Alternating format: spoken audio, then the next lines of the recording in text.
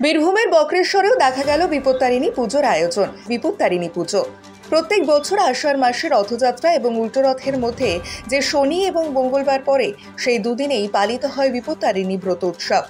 কথিত আছে এই ব্রত পালন করার সময় দেবীর চরণে উৎসর্গকৃত লাল তাগা বা লাল সুতো হাতে বাঁধা থাকলে বিপদ ধারে কাছেও ঘেঁষতে পারে না। এবছর 9 জুলাই মঙ্গলবার এবং 13 জুলাই শনিবার পালিত হবে বিপত্তারিণী ব্রত। যিনি বিপদকে তারণ করেন তিনি বিপত্তারিণী, আবার সব রকমের সংকটকে বিনাশ করে, তাই তিনি সংকট নাশিনী। দেবাদিদেব মহাদেবের অর্ধাঙ্গিনী আদি শক্তি হলেন দেবী দুর্গা।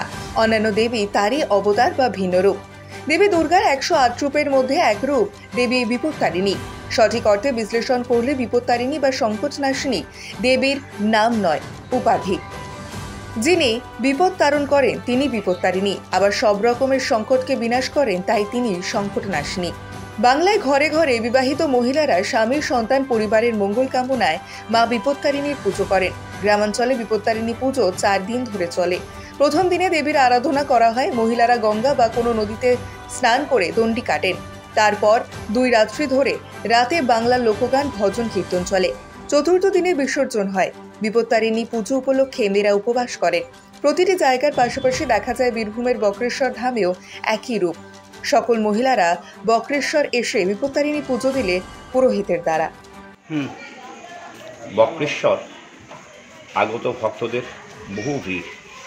এখানে মানুষ মেয়েরা বিপত্তারিণী ব্রতের জন্য মায়ের কাছে ব্রত করতে আসে।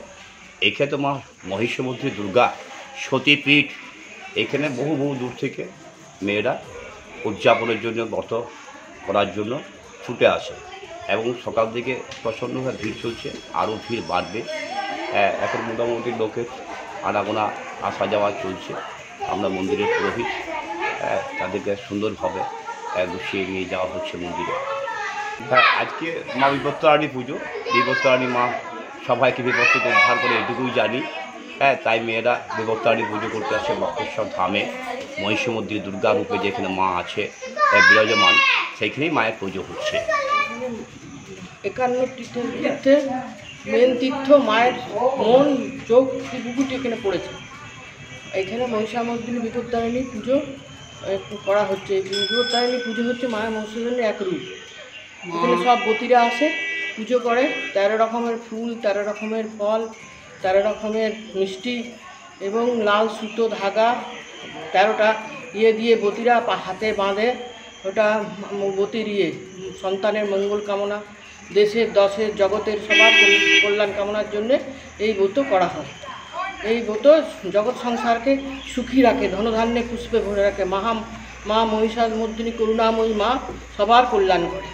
নুন ছাড়া খেতে হয়, লুচি সুজি যত রকমের ভোগ 13 রকম ছাড়া যে যা মানত করেছে সব পূরণ করে, সব দিতে পারে। এখানে বক্রেশ্বর, সিউড়ি, এই আশেপাশে গ্রাম্য সবার এখানে করে। আর আমার এখানে আশ্রম আছে, আমাকে গোপাল মা বলে, গোপাল মন্দির আছে। ওখান থেকে এখন ভিড় আছে, আস্তে আস্তে ভিড় হবে, ভিড় আছে, খুব ভিড় হয়। একটু বেলা বাড়বে, খুব ভিড় হবে।